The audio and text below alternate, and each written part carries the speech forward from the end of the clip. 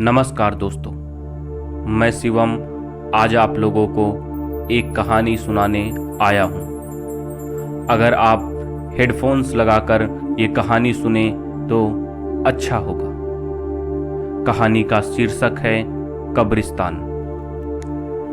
ये कहानी उस समय की है जब मेरी 10वीं की परीक्षा खत्म हुई थी।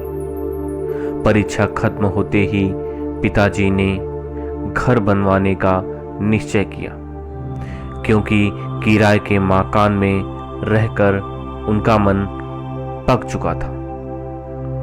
सिर्फ उनका ही नहीं, सभी सदस्यों का, क्योंकि मकान मालिक के ताने सुनने पड़ते।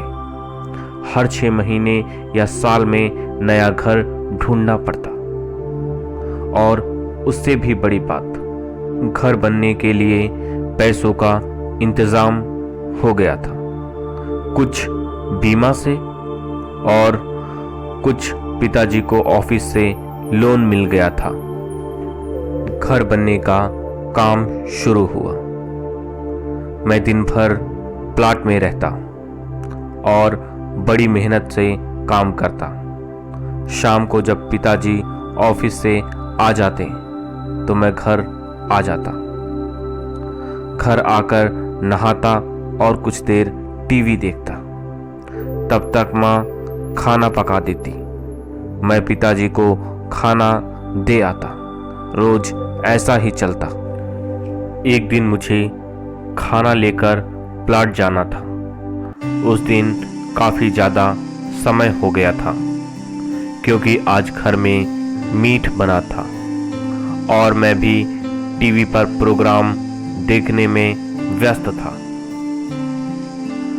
माँ टिफिन भरकर 2-3 बार डांट चुकी थी, जल्दी जाओ, और मैं बार बार बस 2 मिनट मम्मी। जैसे ही प्रोग्राम खत्म हुआ, मैं टाइम देखा तो 11 बज चुके थे। जल्दी से टिफिन उठाया, चप्पल पहने और प्लाट की तरफ भागा। अमावस्या आने वाली थी, इसलिए आज अंधेरा कल से ज़्यादा था, लेकिन रास्ता दिख रहा था। प्लाट जाते समय रास्ते में एक कब्रिस्तान पड़ता था, लेकिन मैं डरता नहीं था। आज रात ज़्यादा हो गई थी, इसलिए तेजी से कदम बढ़ाकर चल रहा था। आज कुछ डर भी लग रहा था। कुत्ते भौंक रहे थे, उल्लू बोल रहा था, सियार चिल्ला रहा था, हवा चल रही थी। पूरा डरावना माहौल बना हुआ था। तभी मेरी नज़र एक पेड़ पर पड़ी तो मैंने देखा एक औरत पेड़ पर बैठी है, सफ़ेद साड़ी पहनकर। चेहरा एकदम काला, आंखें लाल लाल। मैं डर के मारे कांपने लगा और मन में जल्दी जल्दी हनुमान चालीसा पढ़ने लगा।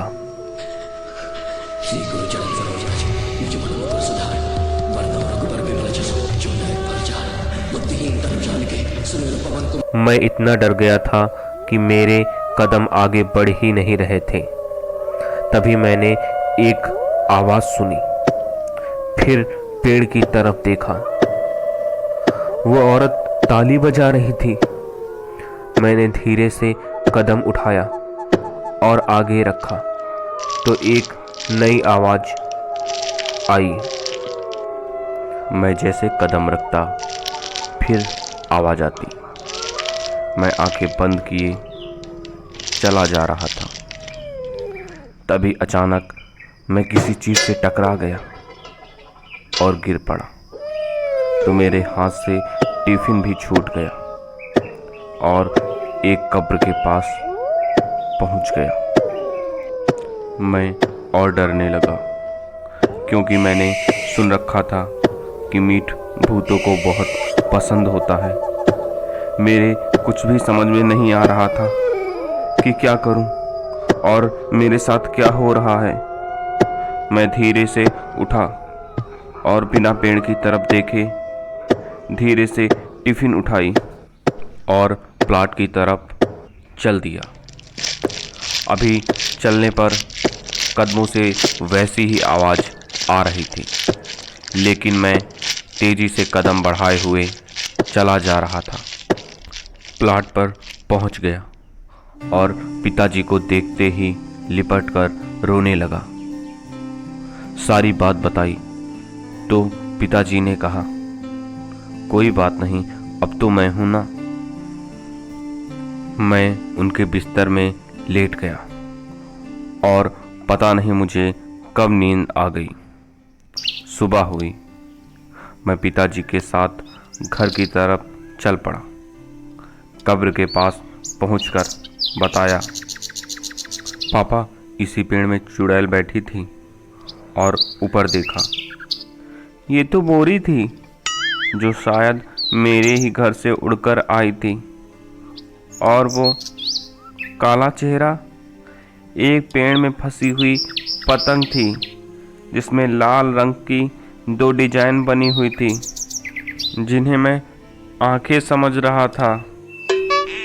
अब ताली की बात पिताजी ने सुलझाई। कब्रिस्तान में एक पानी की टोंटी थी जिससे बूंद बूंद पानी टपका करता, जो कि एक प्लास्टिक के उल्टे डिब्बे में गिर रहा था और हवा चलने के कारण बोरी के दोनों कोने मिल रहे थे, जिसे मैं ताली समझ रहा था। अब तीसरा रहस्य, कदम रखने की आवाज़ का।